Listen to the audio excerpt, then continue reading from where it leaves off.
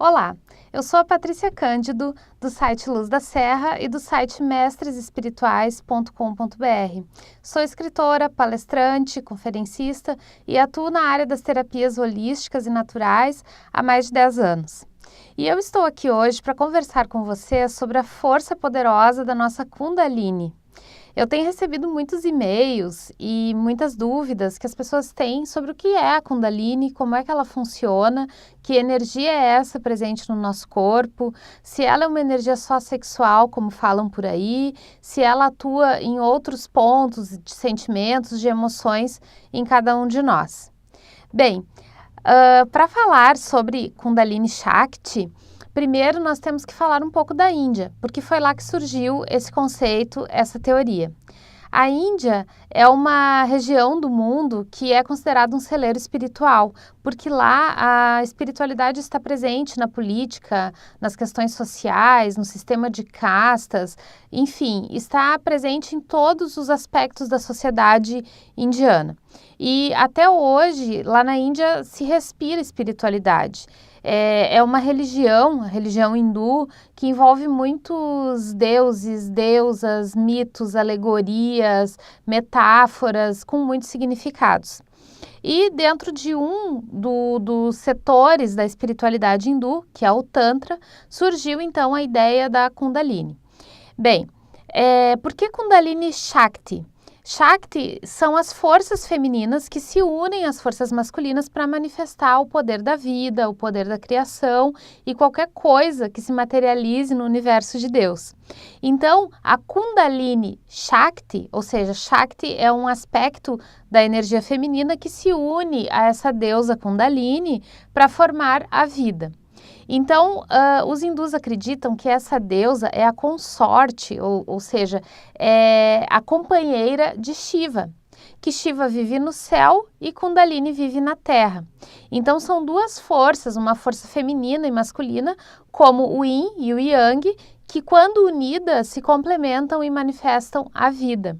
Simples assim.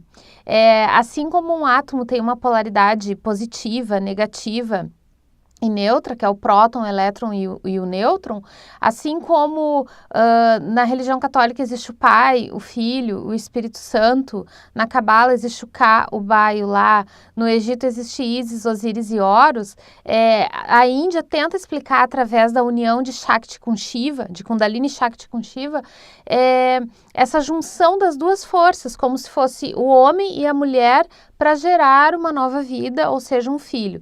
Então, a união desses aspectos positivo e negativo, né, forma a vida. Então, Shiva sozinho, ele não consegue manifestar a vida, mas junto com Kundalini Shakti, ele consegue, porque é a força complementar dele.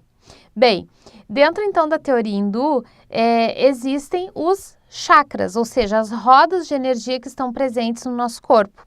E na região do períneo, que é aquela pele que existe entre o ânus e o aparelho genital, eles falam que nasce Muladhara. Muladhara seria o ponto primordial de energia da Terra. E eles falam que ali a Kundalini Shakti dorme enrolada 3 vezes e meia. Por quê? Porque cada uma dessas 3 voltas representam as 3 gunas, que são as manifestações da vida aqui na Terra. Os 3 gunas são Sattva, Tamas e Rajas. Bem, Sattva seria as nossas qualidades manifestadas de ascensão, de superioridade, de elevação espiritual. Tamas seriam as nossas emoções desequilibradas, as nossas paixões obsessivas. E Rajas seriam os aspectos voltados à ignorância, à ilusão e ao adormecimento para a vida espiritual. Então, essas 3 voltas da Kundalini, que é representada por uma cobra, por uma serpente, representam essas 3 gunas, que são as 3 qualidades da matéria. E essa meia volta, porque são 3 voltas e meia, representa a liberação desse estado das 3 gunas. Então, a Kundalini, representada por essa cobra, ela assume um aspecto de elemento terra e fica enrolada no nosso primeiro chakra, que é Muladhara. E ali ela fica adormecida, até que nós, pela nossa vontade, despertemos essa força de Kundalini para que ela evolua e caminhe na direção do segundo chakra. Então, o caminho da Kundalini Shakti para se encontrar com Shiva é essa energia que começa na nossa base, no nosso chakra básico, ela vai subindo através dos chakras, né, pelo nosso canal Sushumna, e vai assumindo o aspecto, a característica de outros elementos, que é a terra, a água, o fogo, o som, a luz e a luz cósmica. E o ar também, que eu esqueci de falar, na região do coração. Então, quando o Kundalini desperta de forma controlada, de forma ponderada, ela sobe até o segundo chakra e ela se transforma em uma serpente de água. Por que uma serpente de água? Porque ela percorre a região do ventre. Então, ela representa o líquido amniótico, ela representa as nossas relações, a nossa autoestima, que moram no segundo chakra. Então, a cada chakra que Kundalini percorre, ela vai serpenteando e vai assumindo o elemento que forma aquele chakra. Quando a Kundalini entende a missão do segundo chakra, ela sobe até o terceiro e se transforma na Kundalini de fogo, que é a mais difícil de dominar, a mais difícil de acalmar, porque o fogo é um elemento muito volátil, é um elemento muito poderoso. E por que ele é difícil de ser controlado? Porque ali moram as nossas paixões obsessivas, a raiva, o medo, a mágoa, a insegurança. E o fogo, quando controlado, ele aquece o nosso alimento. E quando descontrolado, ele pode incendiar a nossa vida, ele pode incendiar uma floresta inteira, ele pode destruir, ele tem um poder destrutivo. Então, qual é essa simbologia, essa metáfora? Que a Kundalini de fogo é mais difícil porque nós ainda não temos controle absoluto das nossas emoções e que elas podem nos destruir. Bem, como que a Kundalini faz para atravessar a linha dos chakras, para passar por eles? Eles precisam estar limpos, eles precisam estar puros, sem sentimentos densos presentes em cada um deles. E com a vida moderna, com as atribuições que nós temos, os nossos chakras nem sempre estão em equilíbrio. Na maioria das vezes estão desequilibrados porque nós estamos enfrentando algum tipo de sofrimento. E quando a Kundalini de fogo consegue ser dominada, consegue ser controlada, ela continua subindo e ela passa pelo nosso coração, onde ela assume o formato de uma Kundalini de ar, uma serpente de ar, uma cobra feita de ar. E ali ela conhece o amor. E Shiva, descendo do céu, dos chakras superiores, se encontra com Kundalini no nosso coração. E aí eles se tornam um casal perfeito e em harmonia. Inclusive as serpentes, elas se cruzam no nosso coração formando um coração de ar, né, que é a simbologia realmente do quarto chakra, é o amor, é onde os dois encontram, as duas forças, masculina e feminina, Shiva e Shakti, encontram o maior ponto de equilíbrio dos dois. Então, para Kundalini subir até o nosso coração, ela precisa encontrar o caminho livre dos chakras, ou seja, chakras limpos, purificados e equilibrados. E Shiva, da mesma forma, quando parte do céu, ele precisa encontrar nossos chakras equilibrados. E Kundalini continua a subir, porque essas duas correntes energéticas, como vocês podem ver nessa foto que está aqui, elas vivem passando uma pela outra. É a energia cósmica de Shiva que vem do céu e penetra no nosso chakra coronário, e a energia de Kundalini Shakti que vem da terra, que é a própria energia da vida aqui na terra, que sobe pelo nosso primeiro chakra. Então essas energias estão sempre se cruzando dentro de cada um de nós. O Tantra, ele fala que Shiva e Shakti se encontram dentro de nós, como se eles estivessem fazendo amor o tempo inteiro, como se eles estivessem se amando o tempo inteiro. Só que o que acontece? Por que nós não conseguimos esse estado de êxtase espiritual que o Tantra propõe? Porque nós estamos contaminados com pensamentos, sentimentos, emoções desequilibradas, com raiva, com medo, com mágoa, com ansiedade, com preocupação, com picos de euforia, com picos de depressão. Tudo isso faz com que essas energias se tornem desqualificadas. E quando nós experimentamos o êxtase espiritual de estar em equilíbrio e sentir essas duas correntes de energia passando por nós, é que nós atingimos um grande ápice. Bem, não encontrando bloqueios no coração, então, Kundalini consegue subir até a nossa garganta e se transforma numa Kundalini Shakti feita de som. Por quê? Porque ela fica pairando na região da nossa garganta. E ela traz, quando nós conseguimos atingir esse estado espiritual da nossa energia, da serpente Kundalini chegar até a garganta, nós entramos num processo de realização material de tudo aquilo que está na nossa mente, no nosso coração. Porque o som, uma vez propagado no universo, ele se torna realidade. Então, quando conseguimos chegar nesse estágio de sentir Kundalini Shakti vibrando na nossa garganta, através do Om que criou o universo, nós temos condição de materializar aquilo que está nos nossos pensamentos. Nós nos tornamos o criador consciente da nossa realidade. E essa Kundalini Shakti de som que está presente na nossa garganta representa também as nossas mãos, porque os nossos braços eles estão alinhados com o quinto chakra, com o Vishuddha.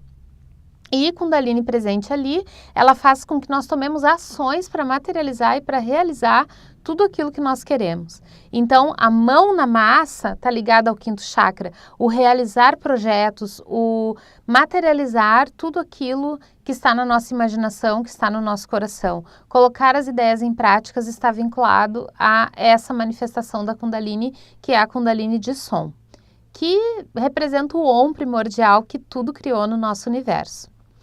E ascendendo ainda mais, Kundalini assume a forma de luz, que é presente no nosso chakra Ajna ou Adinha, certo? Que fica bem no centro das sobrancelhas.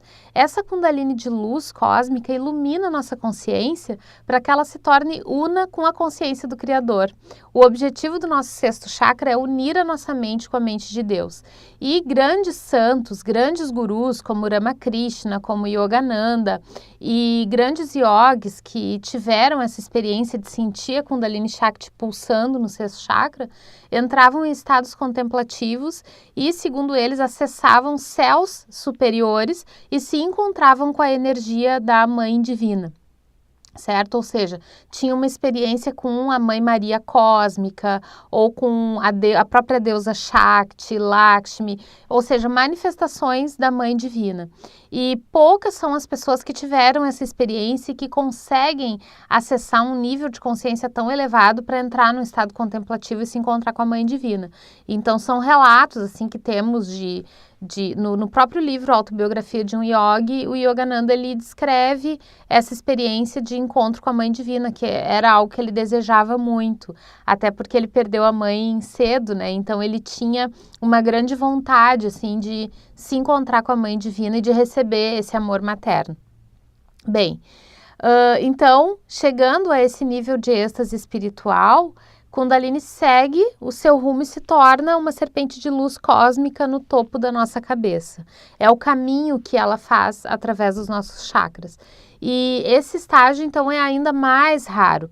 Esse estágio ele pode ser comparado a um momento de ascensão, que também é conhecido como Mahasamadhi, que é o momento que o yogi autoconsciente abandona seu corpo pela última vez e não volta, né? Ou seja, é um momento do falecimento mesmo, quando a pessoa atinge um grau elevado de ascensão. Talvez nós possamos comparar a iluminação de Buda a quando Jesus ascensionou, ou seja, são seres muito iluminados mesmo que chegam nesse nível, porque quando o Kundalini atinge o êxtase do sétimo chakra, é porque a pessoa já compreendeu toda a sua missão, porque todos os chakras estão purificados e ela provavelmente atinge um grau de libertação da roda kármica, ou seja, ela ascensiona mesmo, perde a necessidade de encarnar de novo no planeta Terra.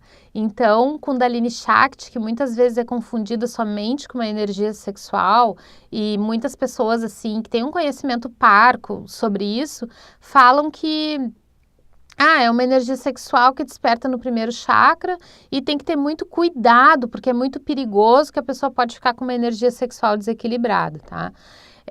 Enfim, as pessoas têm um pouco de medo de despertar Kundalini, mas eu acredito, depois desses estudos que eu realizei aí e pesquiso há mais de 10 anos, que as pessoas realmente têm medo desse encontro consigo mesmo, têm medo da evolução, têm medo de ter que se desapegar das coisas, dos sentimentos terrenos, têm medo de se libertar, porque muitas vezes fica preso numa determinada situação, fica preso no conforto, torna a vida da pessoa realmente confortável. E as pessoas têm medo do desconforto, de assumir um aspecto de mudança que vai levar elas para patamares mais elevados de energia. Tem pessoas que não procuram se espiritualizar porque sabem que num momento ou outro vão ter que parar de frequentar o bar. E ela não quer parar de frequentar o bar. E isso está certo, porque cada pessoa tem um estágio, cada pessoa tem um grau de evolução e nós precisamos respeitar. Então, o despertar da Kundalini, ele realmente não deve ser forçado, ele deve ser um caminho de espiritualidade natural, onde a própria pessoa vai percebendo onde que ela pode melhorar, onde que ela pode evoluir, um pouco por dia a cada dia. E então a Kundalini vai se elevando, vai ascensionando, ela vai subindo e vai percorrendo cada um dos nossos chakras, trazendo sensibilidade para a gente encarar uma vida espiritual, uma vida de luz. Bem, pessoal, espero que vocês tenham gostado deste vídeo e deste conteúdo também. E eu gostaria muito que vocês deixassem comentários, dúvidas, perguntas. E se vocês gostaram desse vídeo, quiserem assistir outros e outros materiais que eu tenho sobre a vida dos grandes mestres da humanidade, sobre a espiritualidade e a cultura da Índia e de outros países também, porque eu estudei profundamente as religiões do mundo. Se você tem essa curiosidade, gostaria de saber, entre na minha lista, deve ter um botão aqui embaixo ou aqui do lado, né, onde você pode se inscrever, participar da minha lista e receber esses conteúdos, tá bom? Eu sou a Patrícia Cândido, um beijo para todos vocês e até o próximo vídeo.